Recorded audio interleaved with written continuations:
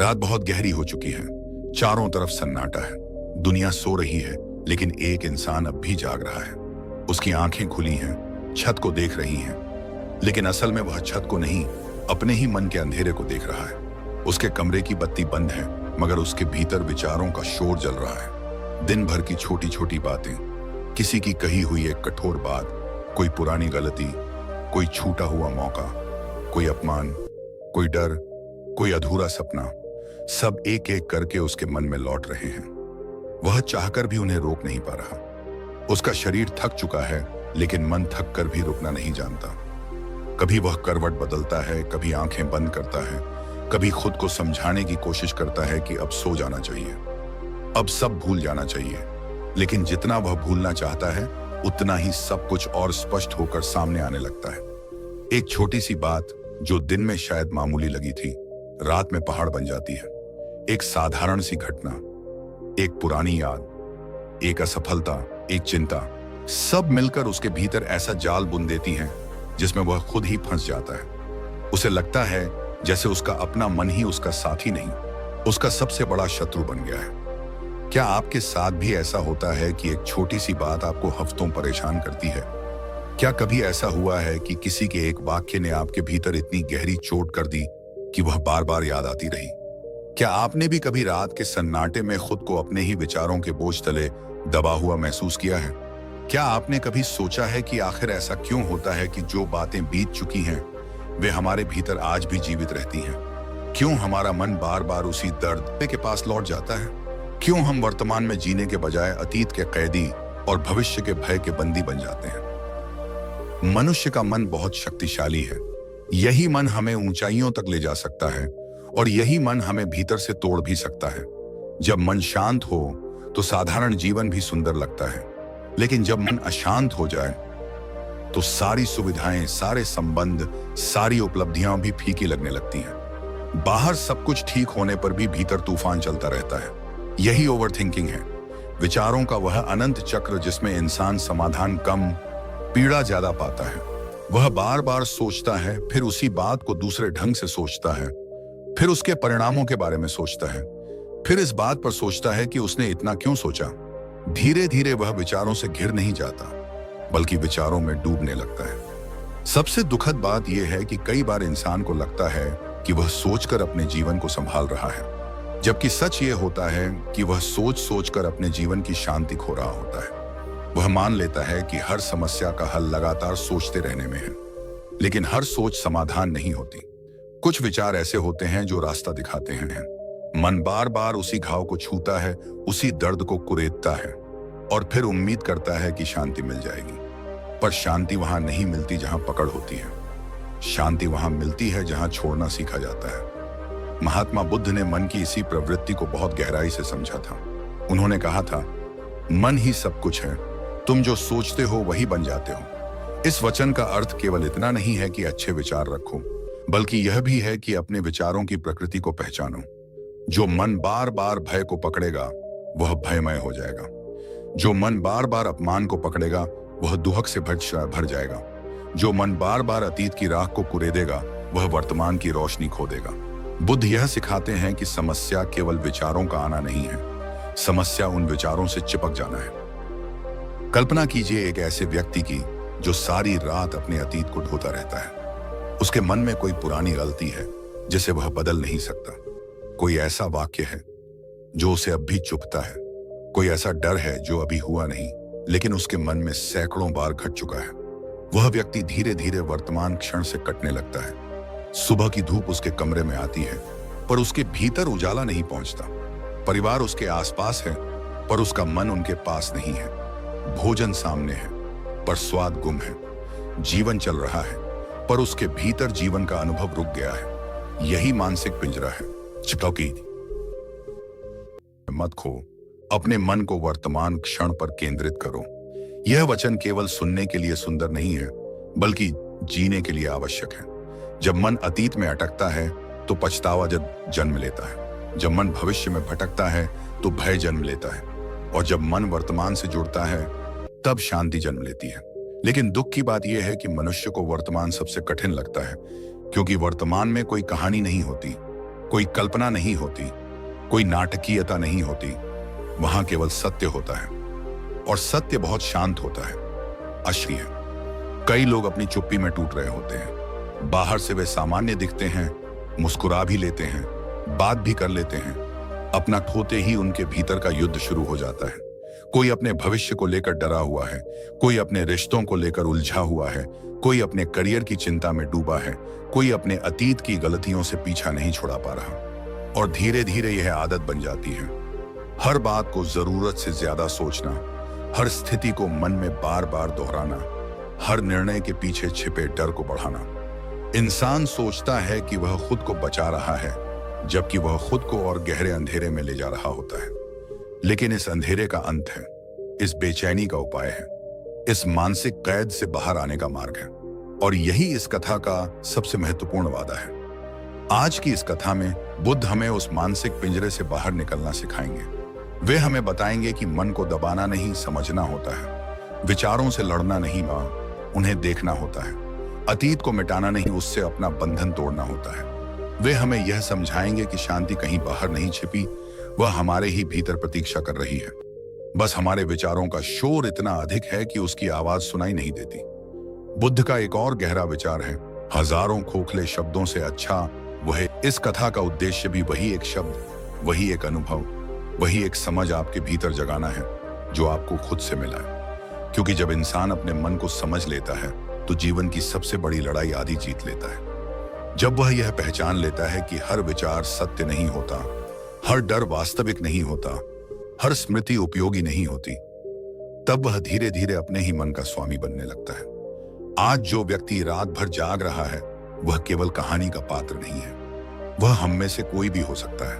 वह इंसान जो बाहर से मजबूत दिखता है पर भीतर से बिखरा हुआ है, वह युवा जो अपने भविष्य की चिंता में वर्तमान खो चुका है, वह वृद्ध जो बीते हुए पलों में अटका हुआ है, वह स्त्री जो अपनों की बातों का बोझ उठाए हुए है, वह पुरुष जो अपनी असफलताओं को बार बार याद करके स्वयं को दोष देता है।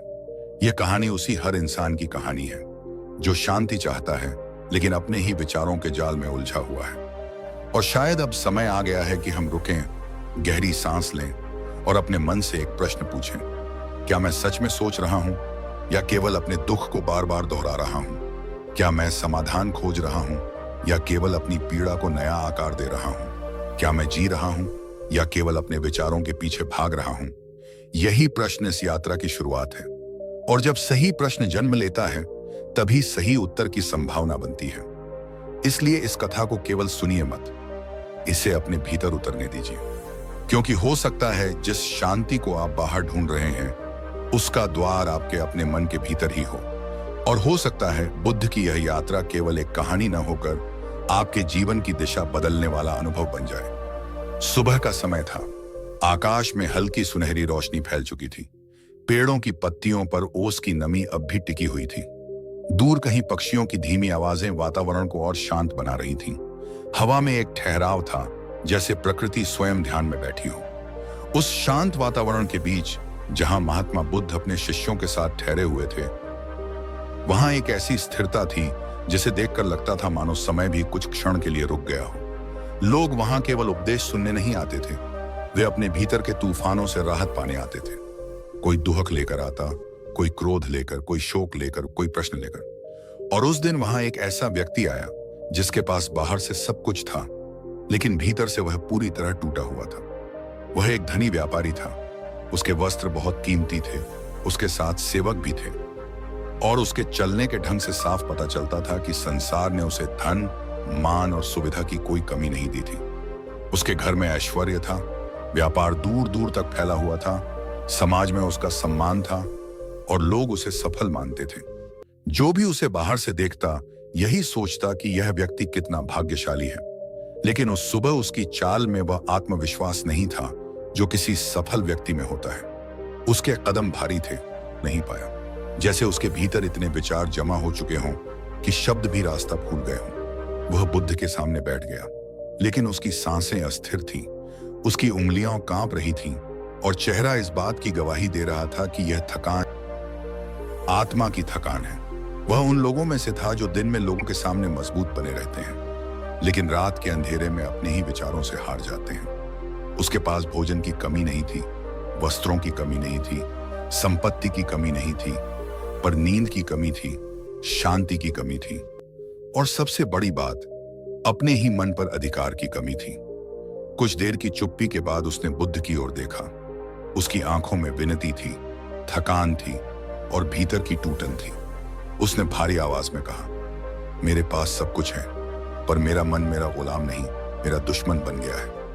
यह केवल एक वाक्य नहीं था, यह उसके पूरे जीवन का दर्द था।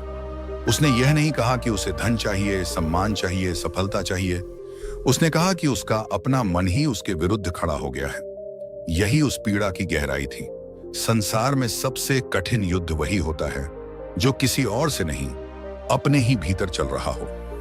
उस व्यापारी की स्थिति आज के हर उस व्यक्ति जैसी थी जिसके पास बाहर से सब ठीक दिखता है, लेकिन भीतर से वह बिखरा हुआ होता है। दिन में वह व्यापार संभालता था, लोगों से मिलता था, निर्णय लेता था, हंसता भी था, पर रात होते ही उसका मन उसके सामने पुराने हिसाब खोल देता था। कभी उसे अपने अतीत की गलतियां याद आती, कभी भविष्य का डर घेर लेता, कभी किसी के कहे शब्द तीर की तरह लौट आते, कभी यह चिंता कि जो कुछ उसने कमाया है कहीं सब खो न जाए।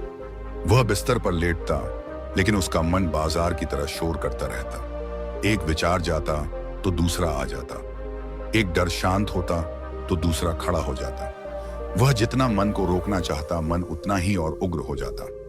यही वह क्षण था जहां कहानी केवल एक व्यापारी की नहीं रहती,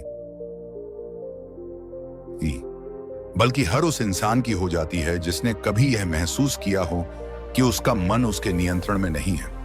कितने ही लोग ऐसे हैं जो बाहर से व्यवस्थित दिखाई देते हैं, कोई अतीत के पछतावे में जी रहा है, कोई भविष्य की चिंता में, कोई अपमान को बार बार याद करके दुखी है, कोई असफलता को अपनी पहचान मान बैठा है। मन धीरे धीरे साथी से मालिक बन जाता है और फिर मालिक से अत्याचारी। इंसान सोचता है कि वह अपने विचारों को चला रहा है, जबकि सच्चाई यह होती है कि विचार उसे चला रहे होते हैं। बुद्ध उस व्यापारी को बहुत ध्यान से देख रहे थे। उन्होंने तुरंत कोई उत्तर नहीं दिया। यही बुद्ध की गहराई थी। वे केवल शब्द नहीं सुनते थे, वे शब्दों के पीछे छिपे दुख को भी सुनते थे। वे केवल चेहरे को नहीं देखते थे, वे चेहरे के पीछे छिपी अशांति को भी देख लेते थे। उस व्यापारी के वस्त्रों ने उन्हें चकित नहीं किया, क्योंकि बुद्ध जानते थे कि बाहरी संपन्नता और भीतरी शांति एक ही बात नहीं है। संसार में ऐसे अनगिनत लोग हैं जिनके पास सब कुछ है, फिर भी वे सुखी नहीं हैं, और ऐसे भी लोग हैं जिनके पास बहुत कम है, फिर भी उनके भीतर गहरा संतोष है। बुद्ध का मार्ग हमेशा भीतर की ओर जाता था, क्योंकि वे जानते थे कि वास्तविक बंधन बाहर नहीं, मन के भीतर है। बुद्ध ने धीरे से कहा, जिस मन को तुम अपना समझते हो, पहले उसे पहचानो। यह बहुत साधारण वाक्य लगता है, लेकिन इसके भीतर बहुत बड़ी शिक्षा छिपी है। अधिकतर लोग अपने मन के साथ ऐसे जीते हैं जैसे जो कुछ भीतर चल रहा है वही अंतिम सत्य है। अगर भय उठता है तो वे मान लेते हैं कि भय सच है। अगर क्रोध आता है तो वे मान लेते हैं कि क्रोध उचित है। अगर कोई पुरानी स्मृति बार बार लौटती है तो वे उसे पकड़े रहते हैं। लेकिन बुद्ध सिखाते हैं कि मन में उठने वाली हर लहर सत्य नहीं होती। मन आकाश नहीं, मौसम की तरह बदलता रहता है, कभी साफ, कभी धुंधला, कभी शांत, कभी तूफानी। जो व्यक्ति हर बदलते मौसम को अपना भाग्य मान लेगा वह कभी स्थिर नहीं हो पाएगा।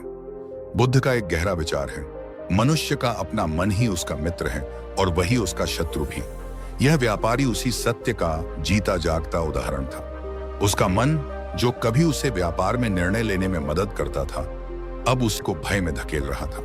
वही मन जो कभी योजनाएं बनाता था, अब आशंकाओं का जाल बुन रहा था। आकांक्षा का स्रोत था, अब बेचैनी का कारण बन गया था।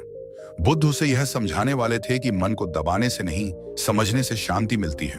मन को हराने से नहीं, उसके स्वभाव को जानने से मुक्ति मिलती है। व्यापारी ने आगे कहा कि वह थक चुका है। उसने कहा कि रात को उसे नींद नहीं आती। उसे हर समय लगता है कि कुछ छूट रहा है, कुछ बिगड़ जाएगा, कुछ खो जाएगा। वह अपने घर में बैठा होता है, पर मन व्यापार के नुकसान की कल्पना करता है।